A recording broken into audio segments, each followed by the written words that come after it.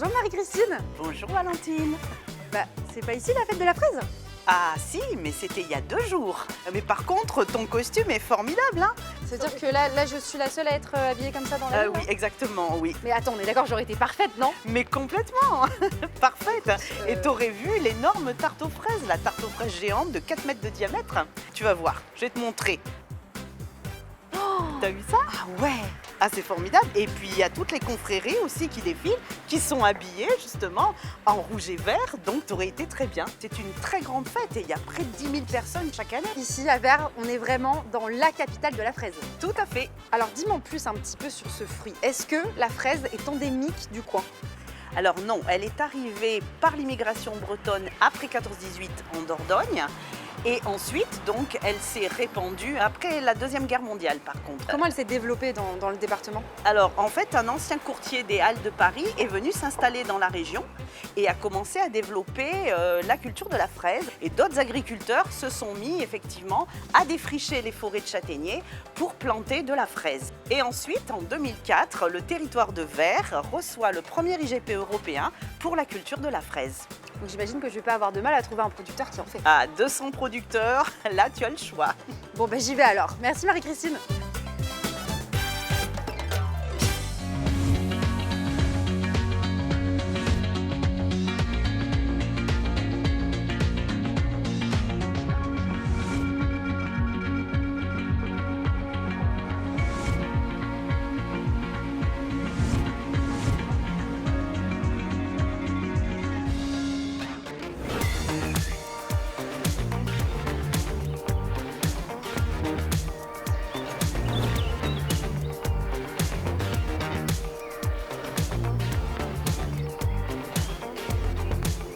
Je ne sais pas vous, mais moi, mon fruit préféré au printemps, c'est la fraise.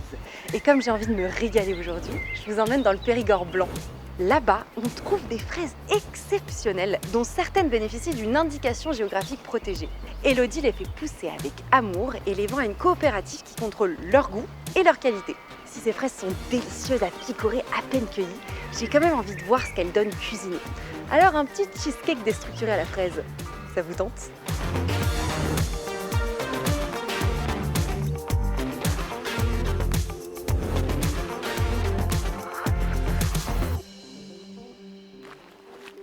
Salut Élodie! Bonjour Valentine. C'est pour moi toutes ces fraises? Oui, je les ai cueillies ce matin. Je t'invite à les goûter. J'ai entendu parler qu'il y avait une IGP, une indication géographique protégée. Oui. Alors parmi celles-ci là, lesquelles sont en IGP? Ces 4-là, Oui. ça c'est de la favori. Chez nous, elle est cultivée en hors-sol. Donc elle n'est pas IGP chez moi. Mais sinon, pour ceux qui la cultivent en plein champ, elle est IGP, la D'accord. favori. Et enfin, on a l'harmonie. L'harmonie ne D'accord. fait pas partie de l'IGP. Ok. Voilà. Bon alors attends, je vais vers celle qui m'inspire le plus, d'accord? Vas-y. Celle-là. Celle-ci, c'est la flair, variété de saison. Ouais, elle est sucrée. Ok. La gariguette, Ouais, la gariguette, elle est très connue. très connue, c'est la fraise de saison par prédilection. C'est la plus précoce en plus, non? C'est la plus précoce. Et je t'invite à goûter son goût, qui est différent, Ah oui, elle est plus acidulée. complètement. Je vais toutes les goûter, hein, je te dis. Celle-là, C'est la magnum. elle est plus croquante. Ah! Elle a un goût de fraise des bois. Un goût très prononcé. Ah, elle est trop bonne celle-là. Celle-ci, c'est la Murano. Elle est énorme celle-là. La vache. Donc celle-ci est aussi dans l'IGP. Oui.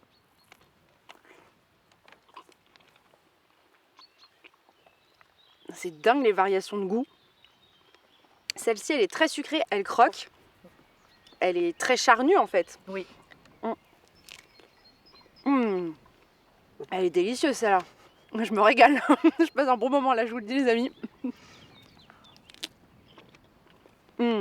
Celle-là, elle passe peut-être en top 1. Et enfin, on a l'harmonie. Bon, attends, je vais goûter celle-là aussi. Hors sol ou plein champ? Plein champ, Plein mais champ. pas IGP.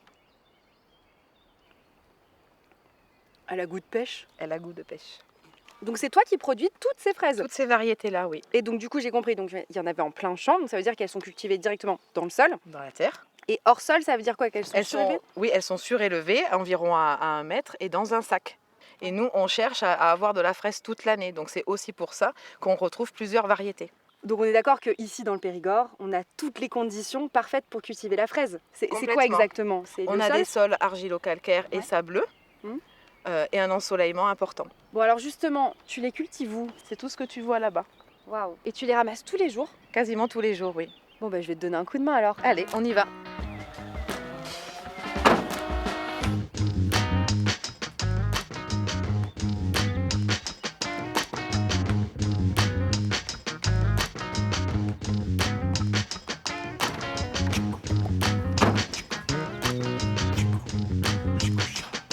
Allez, donc on va commencer de là.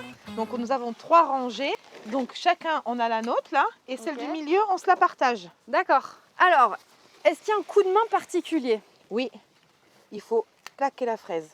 Regarde, entends. On ne tire pas dessus. Ah oui, parce que moi instinctivement c'est ce que j'allais faire. Et non, sinon tu vas me casser le pied. Faut la tourner ou Oui, pas? Faut la un tourner petit un peu. petit peu. Ah oui, ça claque. Ça claque. Et je la mets là au milieu? Oui, D'accord. C'est quelle variété ça? c'est de la Murano. Et là, direct, il faut les nettoyer, il faut faire Non, quelque il chose? faut rien faire du tout. Surtout, tu la poses et tu ne la retouches plus. Donc là, il faut quand même veiller à ce qu'elle soit bien rouge pour la cueillir. Hein. Oui, Si elle est un peu blanche, on y on touche la pas. laisse pour la prochaine fois. C'est marrant parce que j'ai l'impression que sur un même pied, il y a des fraises de tailles différentes. Et oui, sur une hampe de fraises, Hampe de fraises. c'est Oui. pas ça qu'on dit, ok. tu as la première qui est toujours plus grosse que les suivantes.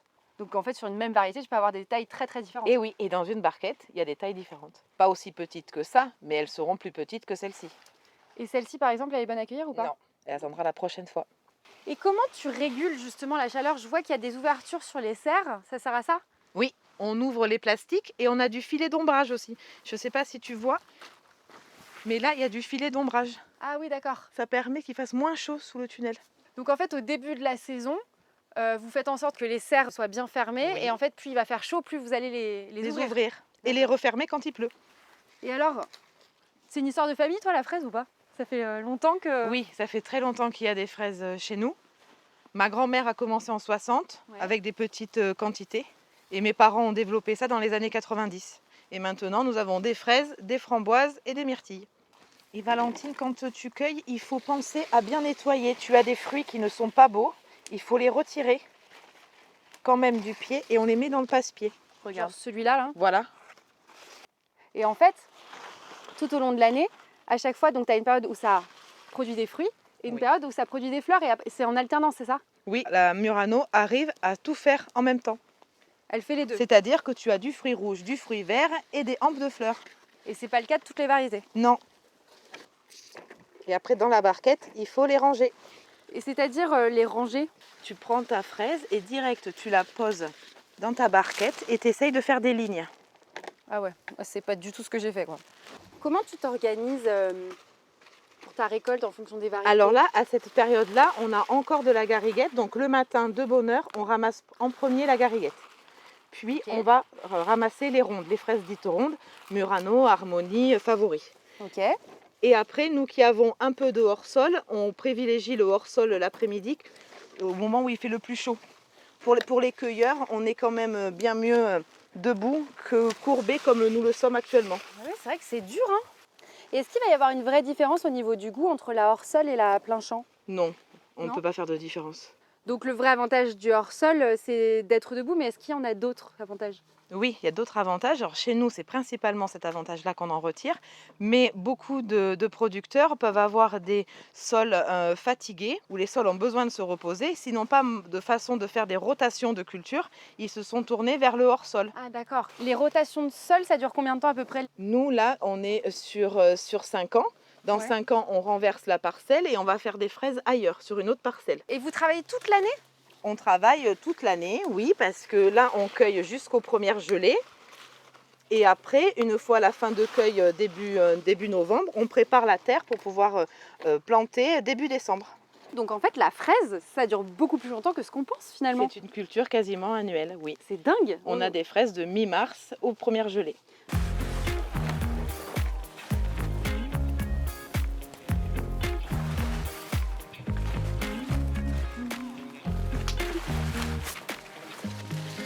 Bonjour Bonjour les filles. Je te présente Sylvain, notre technicien à la coopérative où nous livrons toutes nos fraises. Et toi, Sylvain, tu viens voir les fraisiculteurs aussi? Si je viens faire le tour de toutes les parcelles, voir si tout va bien, voir s'il n'y a pas de bestioles qui abîment les fraises depuis les fleurs et si on corrige s'il y a besoin. Tu es un spécialiste de l'IGP fraises du Périgord. Je suis un spécialiste de la fraise et de l'IGP en particulier, voilà, parce que ça répond à un cahier des charges et moi je vérifie aussi chez l'ensemble de nos producteurs qu'ils respectent bien ce cahier des charges.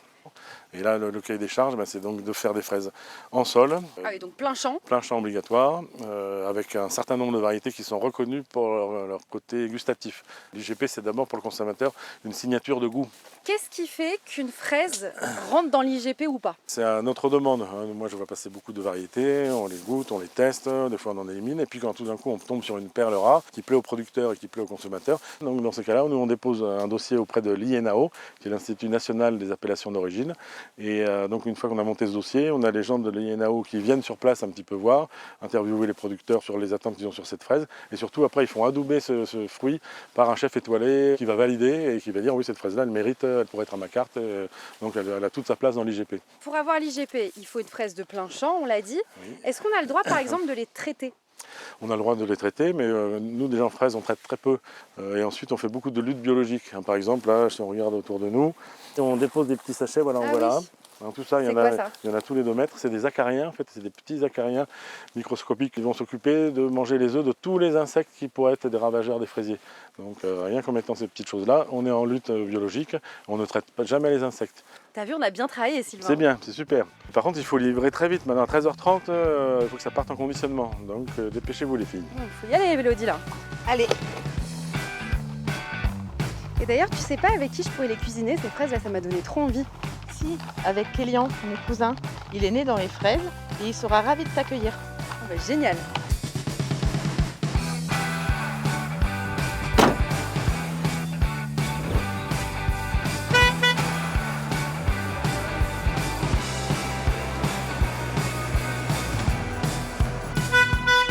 Salut Mathieu, Bonjour Valentine, c'est toi qui vas contrôler ma cargaison? c'est ça, c'est moi. On va aller s'équiper, puis après on va rentrer dans la station. Ah bah génial, je C'est te parti, allez. suis.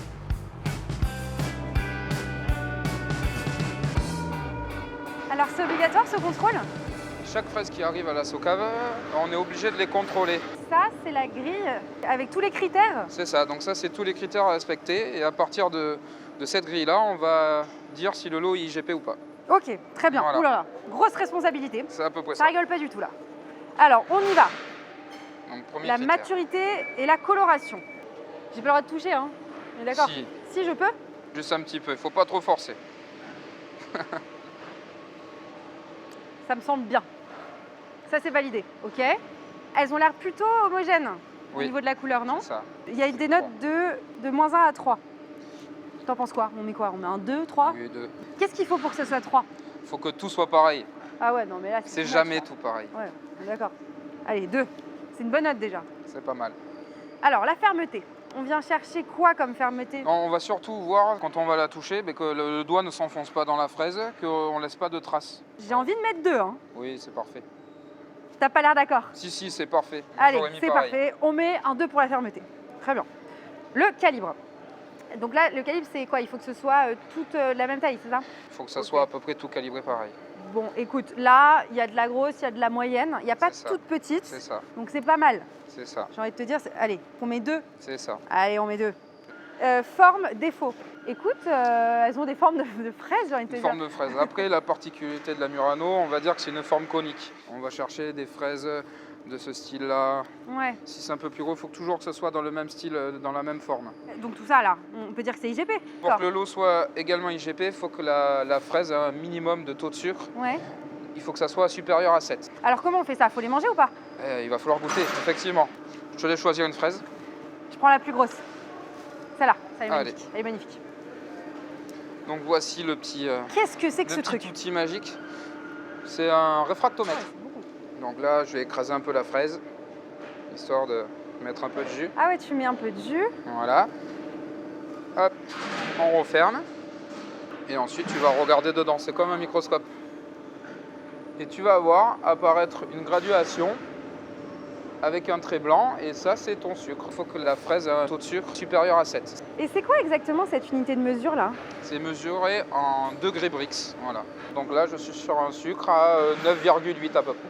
Ok, donc sur ce lot, on a validé tous les critères visuels. Oui, Le taux de sucre, on est bon. c'est parfait. On est validé là, on est On IGP. est validé, la fraise est IGP.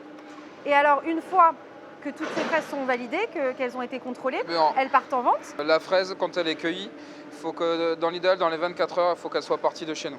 Bon, écoute, moi j'ai rendez-vous pour les cuisiner. Ouais. Donc ce que je vais faire, c'est que je vais t'en piquer une petite pour la route. Et puis, merci beaucoup pour toutes ces explications. Ben, avec plaisir. Salut Mathieu. À bientôt. Bon courage.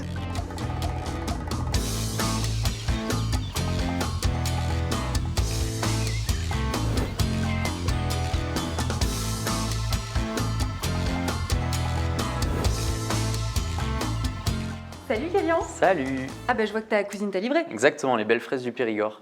Bon alors raconte-moi la recette qu'on va faire. On va faire un cheesecake déstructuré à la fraise avec un fromage de brebis, du greuil de brebis. Ah, je connais pas ça. Ça vient du Béarn. C'est un fromage J'adore ça. fait avec le lactosérum. Miam. Pour réaliser la recette de cheesecake déstructuré à la fraise de Kélian, il nous faut 600 g de fraises, 150 g de farine, 50 g de noisettes torréfiées et concassées, 80 g de beurre, 100 g de sucre, de la fleur de sel, 250 g de greuil de brebis, 250 g de fromage blanc, 10 feuilles de basilic et c'est tout. Alors on commence par quoi? On va commencer par le sablé noisette pour faire la base du biscuit. Tu peux me parler toi. Hein. Tu peux prendre le bol du batteur, ajouter la farine. Farine classique, Oui, c'est la T55. Tu peux mettre le beurre en petits morceaux. du sucre. Il sent trop bon ton sucre vanillé là. C'est de la vanille que j'ai ramenée de Martinique dans le voyage l'année dernière. Tu peux ajouter les noisettes torréfiées et qu'on a concassées. Ok. Et ensuite, on va mettre tout ça dans notre batteur. Et du coup, on va le mettre pendant 1 à 2 minutes pour que tout s'incorpore bien. Pendant que ça, c'est en train de battre, on va pouvoir faire l'appareil à greuil et fromage blanc. Donc tu peux mélanger le fromage blanc. Alors attends, ça m'intrigue cette histoire, j'ai goûté ton greuil quand même. Goûte. Tu vois, c'est un peu granuleux.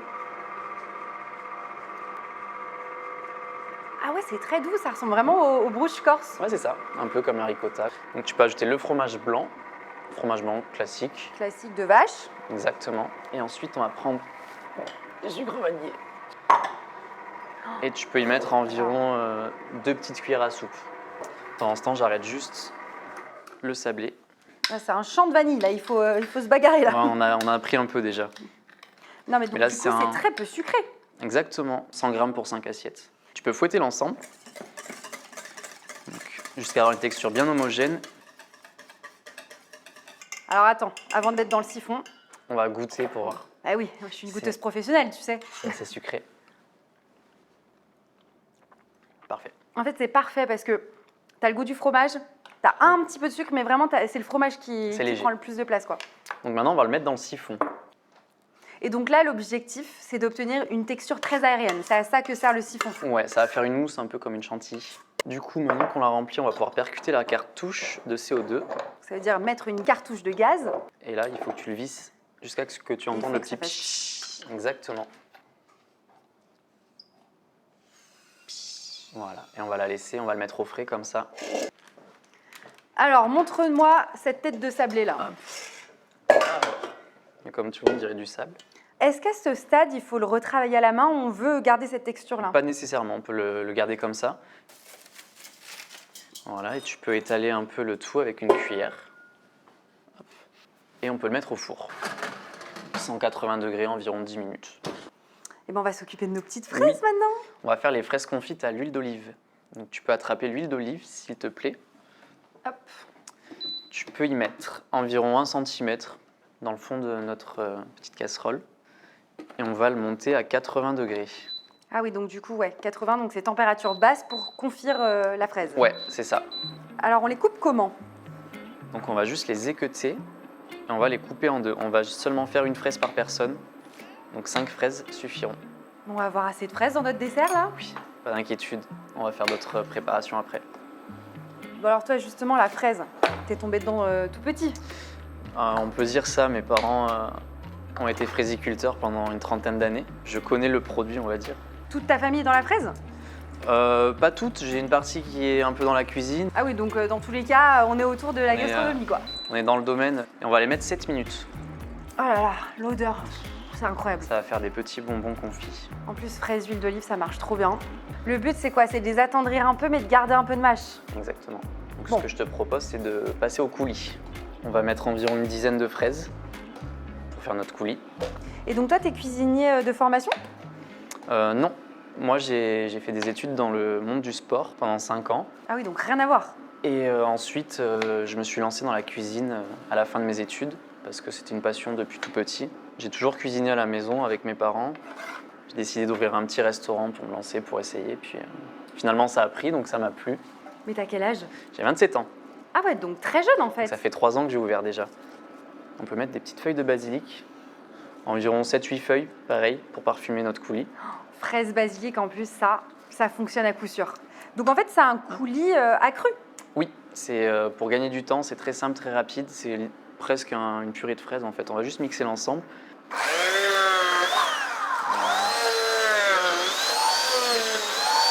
On rajoute pas de liquide. Non, Pas mal là, non? je pense qu'on est pas mal. Ouais, Alors, on va goûter. bien sûr.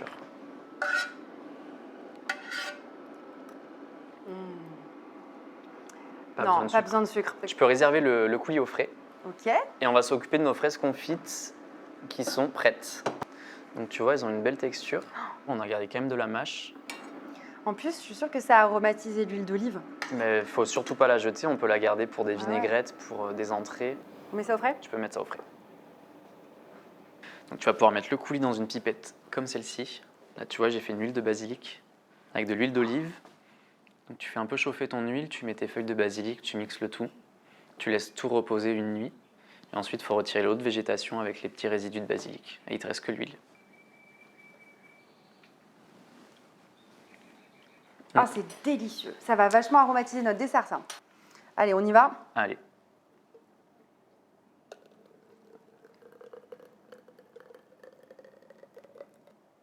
Qu'est-ce qu'il nous reste? On va sortir le sablé du four. Il est cuit. On a une odeur de noisette, là. Ouais. Donc tu vois, il est bien sablé, bien doré. Tu peux goûter.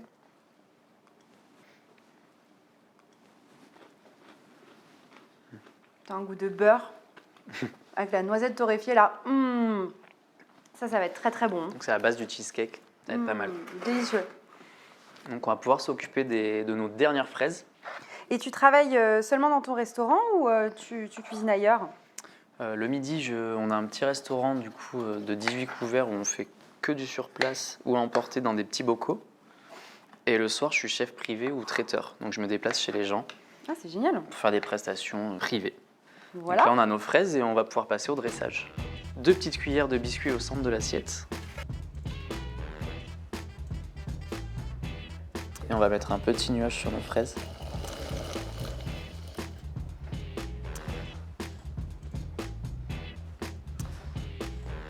Des petits points de coulis tout autour de l'assiette. Notre huile d'olive.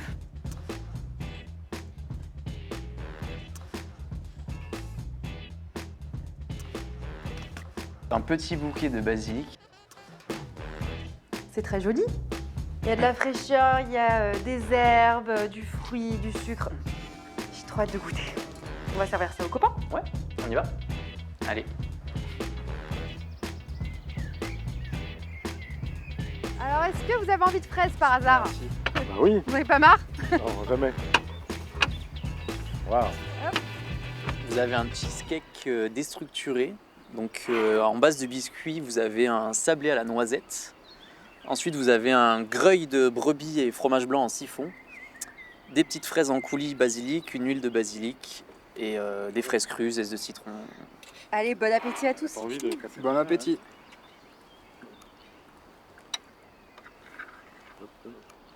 Alors, qu'est-ce que vous en pensez?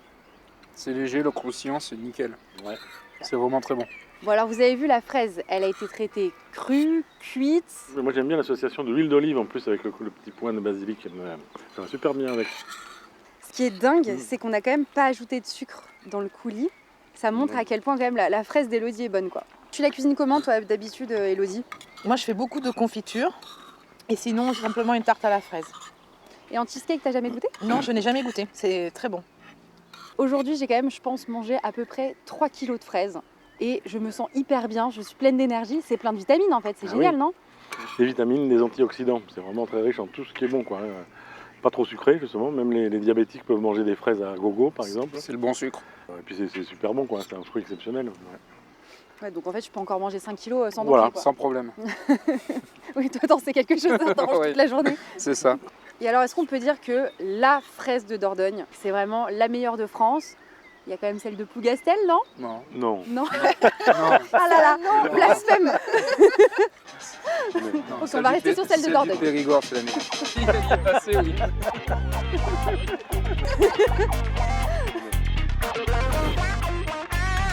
Et après, on va trouver un petit bouquet de persil. Waouh, les odeurs là. Et après, on va prendre un petit bouquet de persil. Tu vas bien prendre de... Basilic.